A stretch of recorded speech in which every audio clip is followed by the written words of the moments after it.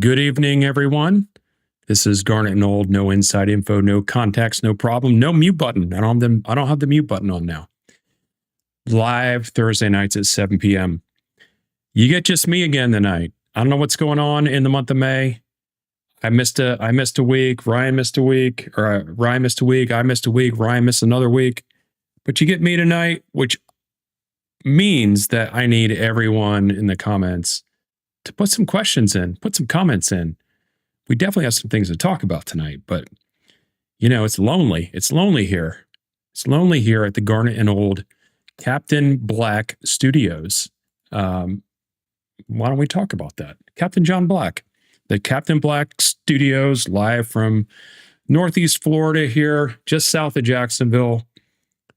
But that's not where Captain Black resides. Captain Black resides in Panama City Beach.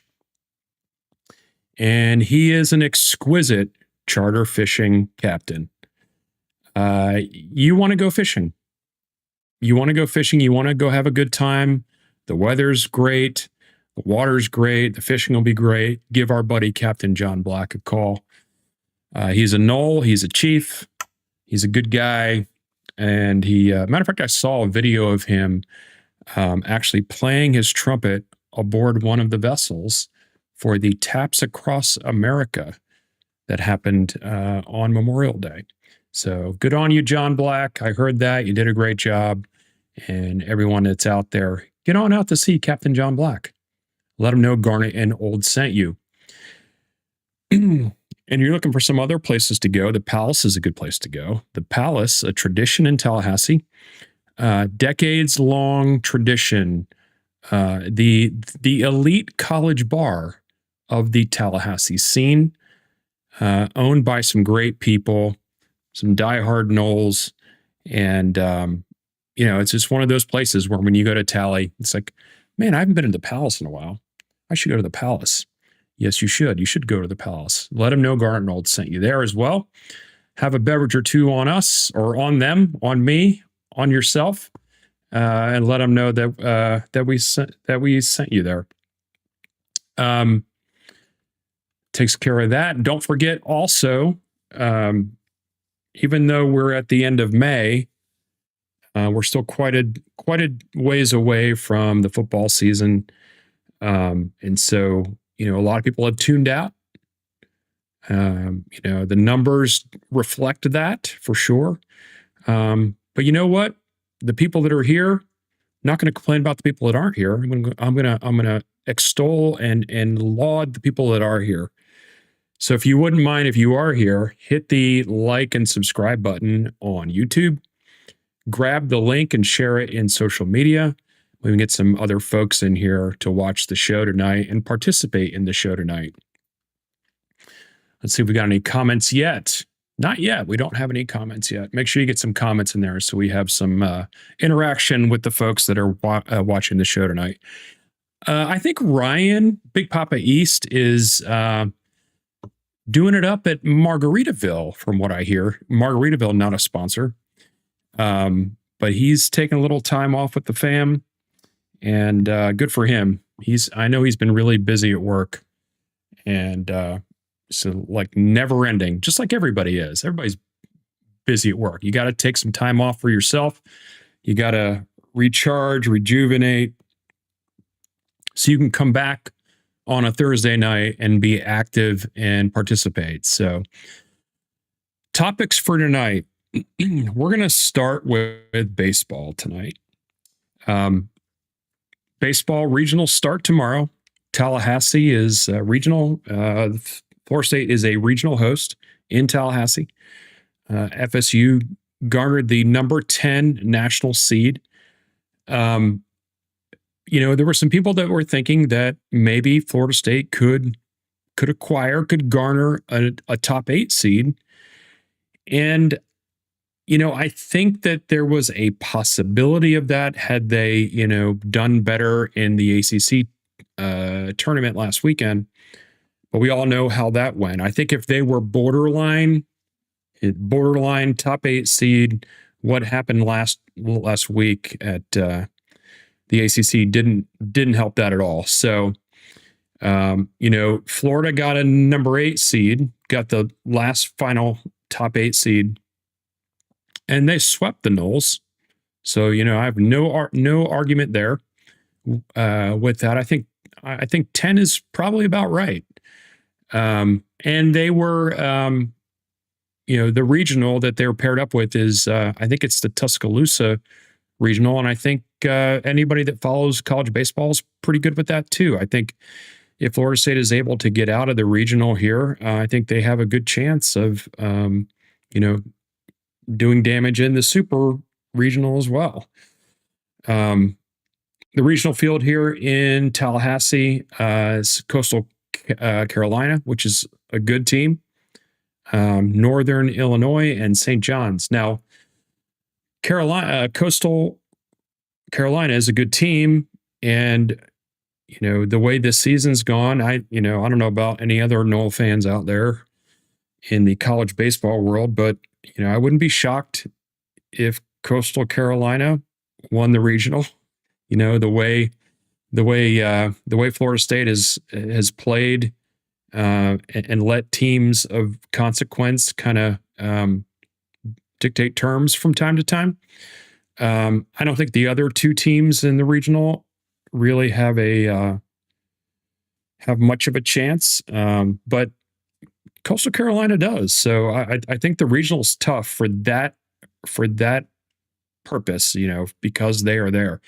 Florida State plays tomorrow at 3 p.m. They play St. John's. St. John's is the 4 seed, and that game will be on ACC Network.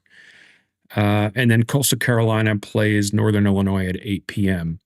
So Florida State plays first, and then Coastal Carolina and Northern Illinois play the late game. So, Florida State last weekend ended up losing to Pitt. That was a heck of a game, boy. It's kind of a heartbreaker. Florida State, was kind of letting that game get away from them, and then you get a grand slam, and they're right back in it, and then they pull ahead, and then pitcher gives up a bomb to kind of lose that game. But really, without that grand slam, Florida State was not impressive in that game at all, in my opinion. So anyway, water under the bridge. It's not the way they wanted to end the season there. But they get to host the regional, and I got some stats here for you. So, let's see, 38-17 overall, 19-11 in the conference. 19-11 in the conference, that's not great. It's not bad. It's good, but it's not great. 27-4 at home is great. And so I'm glad the regional is in tally. Florida State plays very well at home, much better at home. So we'll see how that plays out. 62nd NCAA postseason appearance for the Noles. That's the second most among Division I programs, and the 38th time the Noles have hosted the regional. That is a lot of winning. That's a lot of not just winning. That's a lot of dominant winning. And Florida State is only one of 3 teams that has hosted a regional in the last 3 seasons, I believe. So, everybody, when you see Florida State hosting a regional, if you follow the sport at all, most people go, yeah, of course, Florida State's going to host a regional. It's rare that they don't. And so if you live in Tally, or, you are, close by, get out there to watch. School is out, so there's not a large contingent of the student body there. And it'd be great to have Dick Hauser be what Dick Hauser can be. I know the animals will be there doing what the animals do. So yeah, if you're around, get yourself a ticket and go see the Noles play. Florida State is 13-1 all time versus Coastal Carolina. They are 1-0 all time versus Northern Illinois, and they are 2-1 versus St. John's all time. So that'll give you your stats for the baseball regional coming up starting tomorrow at 3 p.m. So baseball, great job. Let's talk about softball. Softball season, as we all know, ended uh, in a bad way, unexpected, kind of painful. But one thing that, or many things, one of the many things that was great about this season was Isa Torres. And that was rewarded recently with her being named the Division One Player, National Player of the Year, D1 Softball National Player of the Year, Isa Torres. She is the first Seminole ever to win that specific award. And she, well earned. I think I posted something on X when she had won some conference awards. And the thing that I always post about her is just like totally deserved, well earned. It's just a phenomenal player. And so, you remember that at many times during the season, or for a large stretch of time during the season, she was batting over 600. And I know she had some injuries early in the season that kind of kept her out a little bit. But when she came back, man, she was on fire. And she was batting over 600 for a good portion of the season. Think about that for a second. Over 600. So, anybody that bats over 300, you look at them and you go, okay, they're a good hitter. We're talking over 600. Now, she ended the season at 530, which is just a ridiculous, absurd batting average, regardless of it's baseball, softball, whatever. It's just nuts. So from the offensive side of the ball, she definitely deserved it. But even more so than, and that's like way out there. Like those numbers are like way out there. But her defense, more than that, like I think like the whole season, she had not committed an error till the postseason. And I don't remember how many errors she ended up with, but I think in the offseason or in the postseason, she had 2, maybe 3. But during the whole regular season, she had not committed an error at shortstop. Like that's just nuts. It's nuts. So from an offensive standpoint, 16 home runs, 56 RBIs, 98 hits, 78 runs scored, 591 on base percentage, 978 slugging percentage. And let's see here. She broke school records for batting average, on base percentage, slugging percentage, and runs scored. So it's just like an all-time season for her. And I think I saw today, maybe it was last night, she also is a Gold Glove winner, which of course, right? So if you're not going to commit any errors during the regular season, then you can't be any better than that. She also had a record this season of 16 hits in 16 consecutive at bats, which is an NCAA record as well. So again, she's Isa Torres is like a glitch in the matrix. Like she, just an unbelievable talent, having an unbelievable season. So what does that mean? That means that whatever needs to happen to keep her around, we need to do it. And hopefully that happens. So I've seen some things on X about, and I don't know if any of it's real or not. I read X with a huge grain of salt. But I've seen some things on X about, her possibly going into the transfer portal. I don't know that any of that is true. But it's that time of year, and you have everything you need to keep her here in terms of a winning program, a fantastic coach, one of the greatest coaches in the country, a culture to die for. That softball team and the program there and the culture there is just it's an elite program and an elite coach and an elite culture. So you have all of that. So the only thing that, you want to make sure you do take care of is financially whatever needs to happen there. And I say whatever needs to happen. I mean, I understand, I'm not saying like, $50 million. Like softball is softball, right? But I'm we need to make sure that, she doesn't leave. It was tough enough for me when Tanaya Latson left the basketball team, the women's team. She great player and really talented, great scorer, and then she ends up and leaves and goes to South Carolina. So I didn't like that. And with all the turmoil going on around Florida State athletics in general, mostly about the football team, I don't want any bad news. I personally don't want any bad news. So whoever is making this happen, if it's even a thing, if it's a thing, let's get this done and make sure that Issa Torres needs to finish her career at Florida State so she can be on the Mount Rushmore of athletes. That's the way her career is going. So let's make sure that happens. So congratulations to Issa and congratulations, to the softball team in general. They had a great season, or I'm saying they had a really, really good season.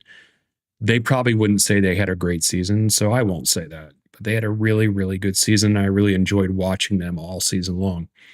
Let's shout out some people here in the chat. Spartan Knoll, all the way from Hawaii. Aloha to you, Spartan Knoll. I never did get around to getting you connected with my exchange son in Hawaii. He actually just graduated and has moved back to Taiwan. So I didn't get that to happen. So I apologize for that. But yeah, he went back home last weekend. So he finished his college career at the University of Hawaii with a degree in astrophysics, which is ridiculous. That's a ridiculous amount of studying and brain power and just tenacity to get that kind of degree. So I'm very proud of him. Someday, Shannon and I are going to try to get out to go see him in Taiwan. So we'll see when that happens. But so welcome, Spartan Knoll, the show. Tomcat 9118. And don't forget, Oklahoma got bounced too. That's correct. Oklahoma got bounced too. And then, as we all saw the other day, our friends down in Hogtown got bounced as well. That was kind of a really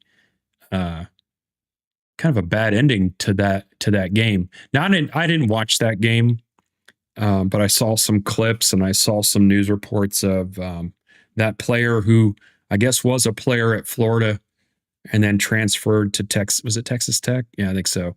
But she ended up getting hit like 5 times during the series or something like that. And so I don't know if that's, if any of that was intentional. I don't think the intentional beating of people happens in softball. Maybe it does.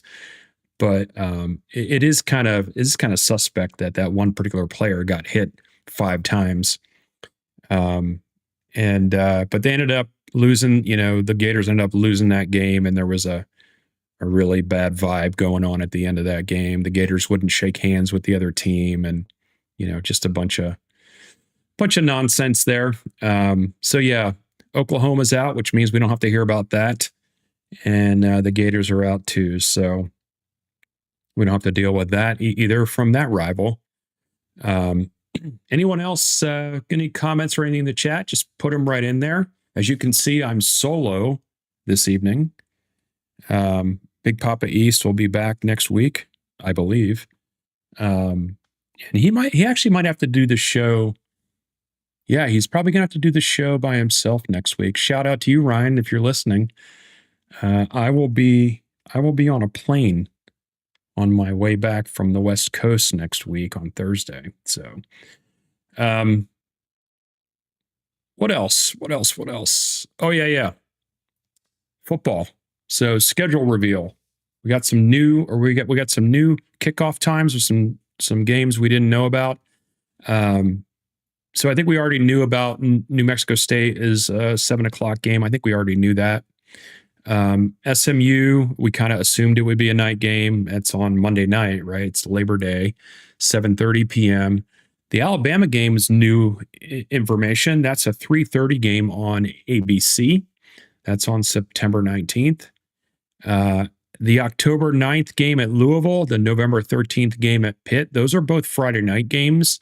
So I assumed those would be at 7:00 even before they announced it, and they are at 7:00. And then the game against Florida, which is also, I think, on a Friday night, right? Yeah, it's a Friday night too. It's stupid. That's at 3:30. That's a 3:30 game on Friday, the day after Thanksgiving. So even though they called these, reveals of, game times or whatever, and I think probably other teams didn't have that much of an idea of all these games, but because of where our games were on Friday nights and Labor Day night, you could assume that they were 7 or 7:30 games.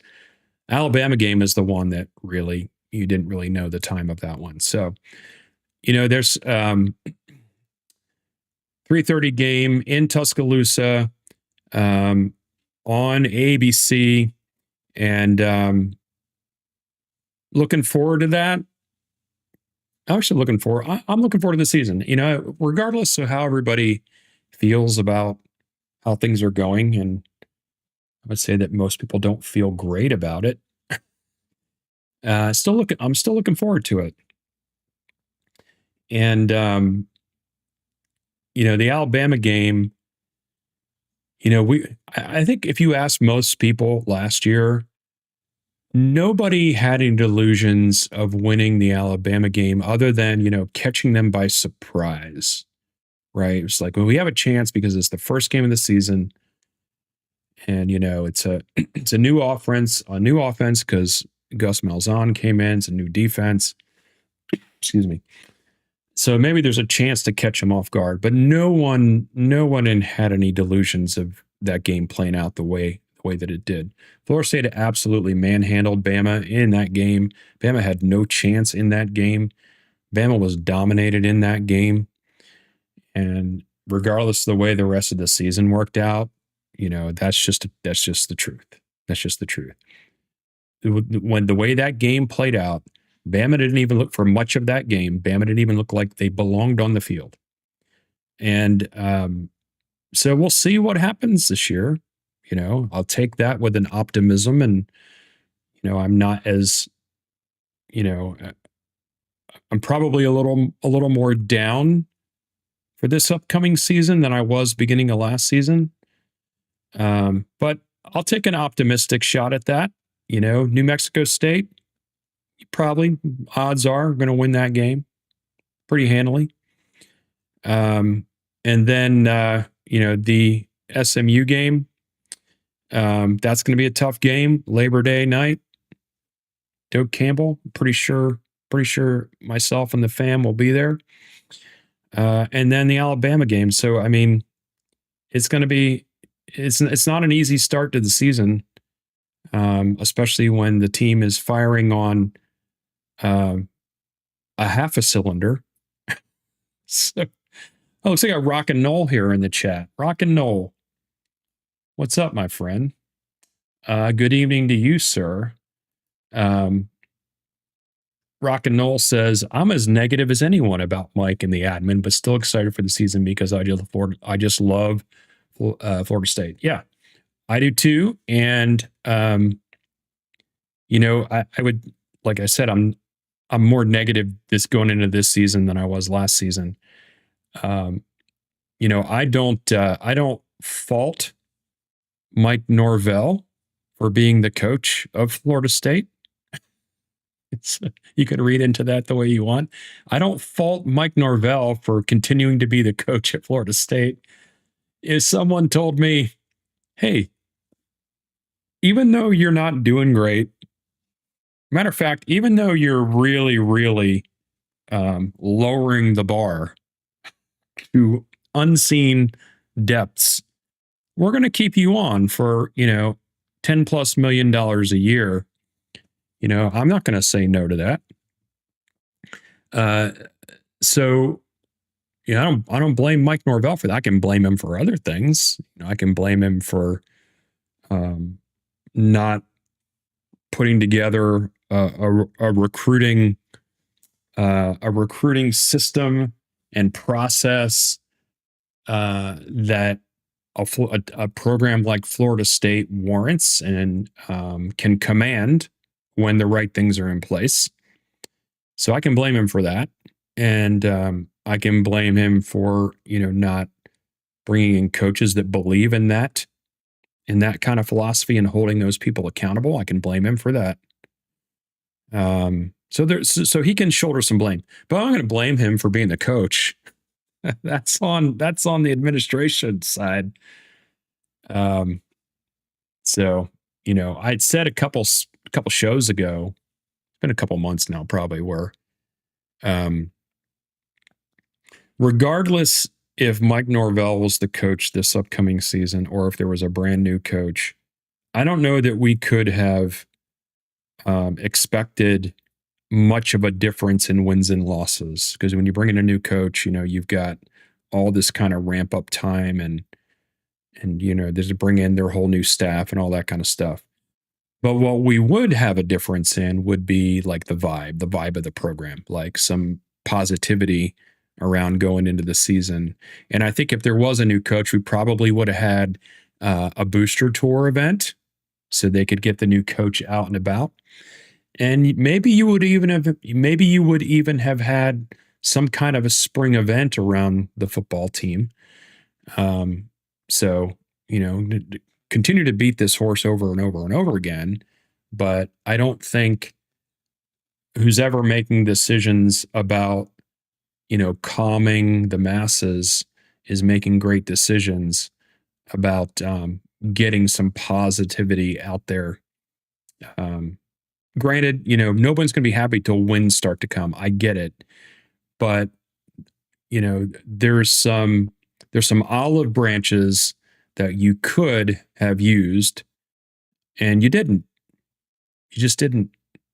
And not only did you not do it, there's been even just perfunctory communication, right? Just like about, don't forget to, spend more money to upgrade your tickets. Or, I saw something today that, the Balance Society hit 600 members, which is great.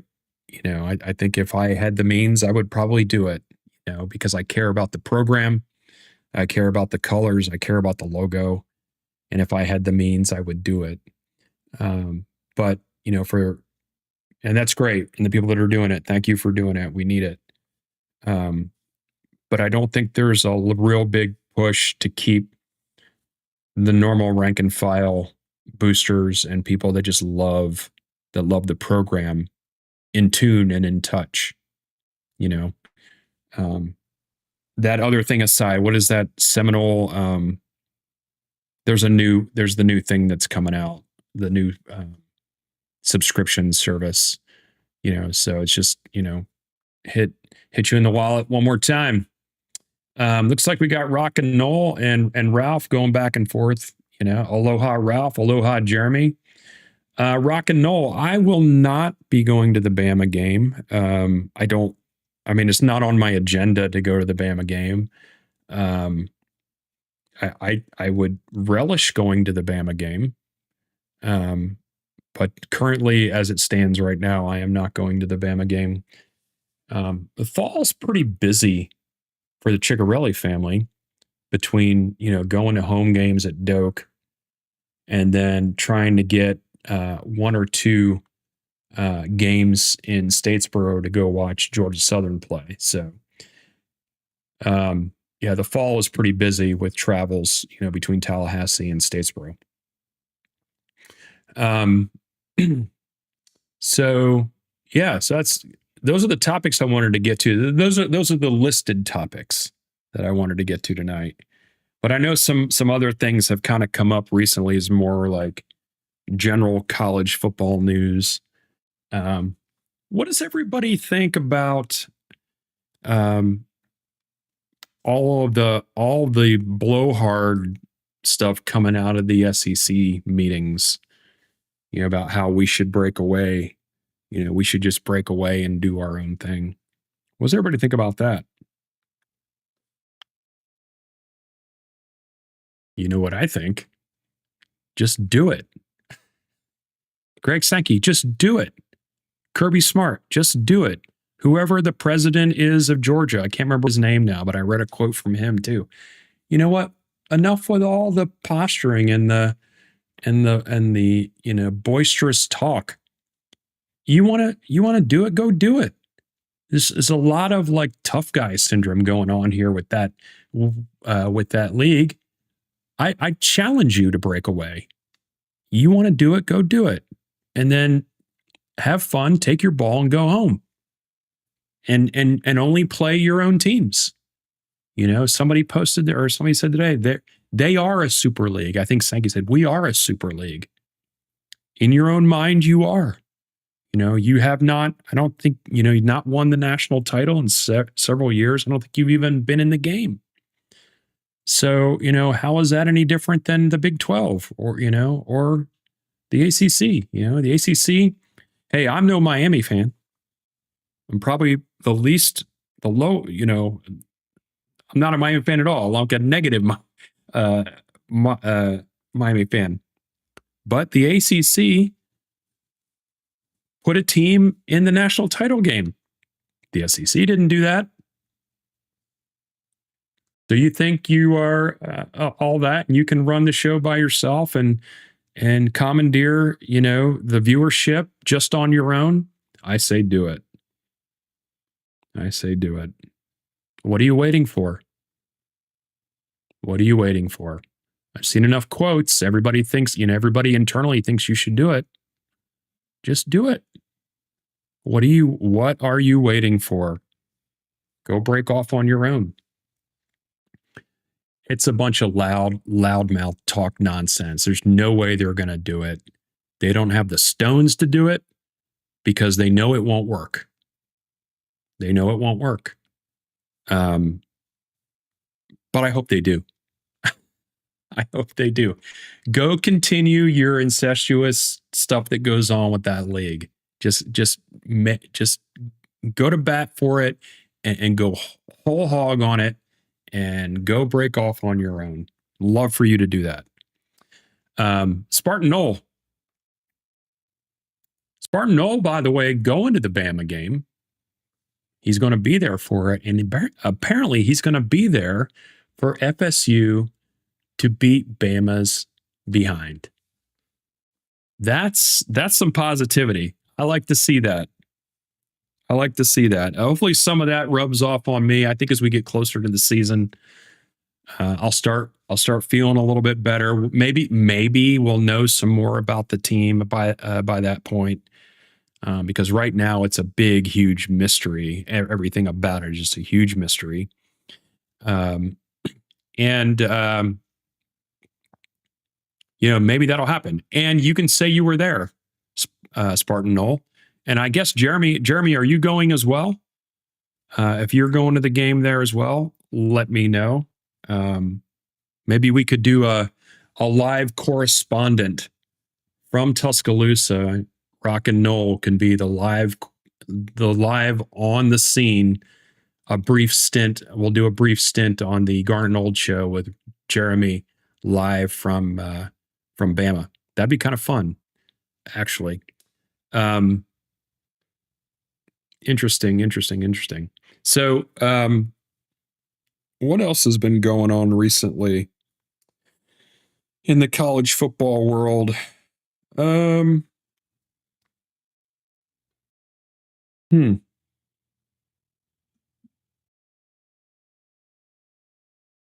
Yeah, I guess, really not that much.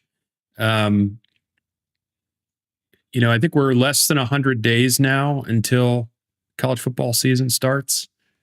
And I was looking at the schedule, and I noticed, and maybe some of you already knew this, but I just dawned on me when I saw the schedule with the dates that they were showing, that there are two ACC teams. Is it two ACC teams that are going to Dublin, or maybe it's two ACC teams that are going to Brazil, and one ACC team that's going to Dublin. Whoever that team is that's going to Dublin, I envy you. That Dublin trip was phenomenal. We had a great, great time in Dublin, game notwithstanding. But a good time was had, for everything except for maybe 2 minutes of that trip was great. And then the game in Brazil, is it NC State and Virginia or somebody like that are playing a game in Brazil. I like this, by the way. I like these week 0 games going and playing, overseas or whatever. I like that fine. You get the exposure of college ball throughout the world. And I think it's different than to me, it's different than taking the Florida State Georgia game and wanting to do it in Orlando. Like that's a non-starter for me. But going over to Dublin or going to Brazil, yeah, absolutely. It gives your fan base a chance to do something crazy and get your logo out there to people that maybe don't follow college football. When we were in Dublin, we were on our way to the game, and on our way to the game, the actual going into the game, we stopped off at a few pubs on the way in. Is one every block or so. So one of them in particular we went into, and we met up with some locals there. And one of the locals there had his son with him at the pub because, of course, and we got to talk with them a lot. And, I basically did my best to turn this young Irish lad into a Florida State fan.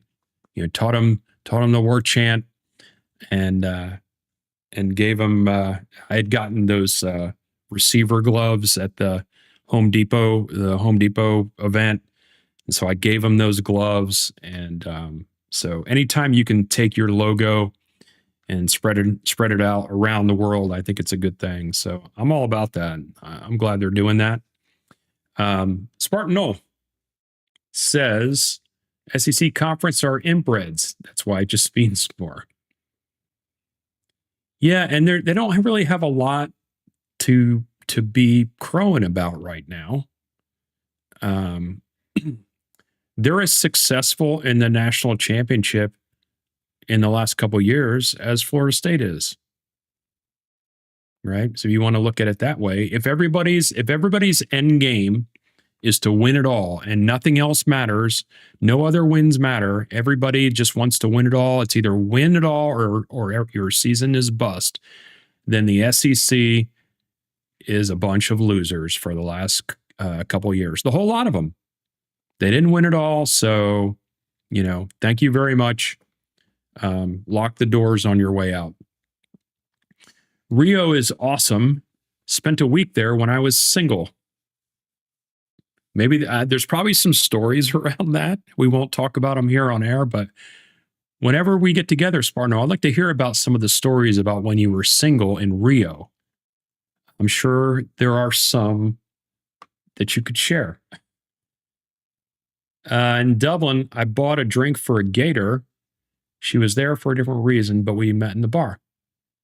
Yeah, I mean, I'll buy drinks for gators for sure. I'll buy drinks for Miami fans, provided they're not showing their behind. They're people. Most of them are people, and I joke about it. I've got several friends that graduated from the University of Florida, several friends that graduated from the University of Miami. So they are my friends, and I'm not ashamed to say it. But I do love when we beat them because I'm not ashamed to bring that up when that happens either. But it's been rare, right? It's been rare. Let's see what else. Yeah, I think that's about it. We don't need to belabor the point here. I appreciate everybody tuning in tonight. Try to bring you guys a show every week, Thursdays at 7 p.m. Like I said at the beginning of the show, May has been weird as far as my availability and Ryan's. And tonight you got me. Next week you're going to get Ryan. So maybe Ryan will be able to pull in a co-host for next week. Jeremy, why don't you let Ryan know if you're available next Thursday at 7? That'd be kind of great. In the meantime, everybody, don't forget to like and subscribe on YouTube. Share it with your friends. Share it with your family. Share it with your rival friends. Let's get the word out to the rivals too. No inside info, no context, no problem. Thank you to Captain John Black of Captain Black's Fishing in Panama City Beach, Florida. Looking forward to seeing you again, Captain John Black. Thank you to the Palace Saloon, who sponsors our show and sponsors the tailgate. We'll be doing a couple of tailgates from the Palace Saloon parking lot this fall. More to come on that as we get more detail, but be looking out for that. For those of you that are going to games this fall, come join us at the Palace Saloon for the tailgate. And of course, send Chiefs all the damn time. Obviously, the Chiefs will not be at any of the baseball games or at the regional. The kids are out, right? The kids are not there. So this is another reason to go and cheer your team on. They need support tomorrow at 3 p.m. at Dick Hauser. Thanks, everybody, for tuning in tonight. And I appreciate it. And go Noles.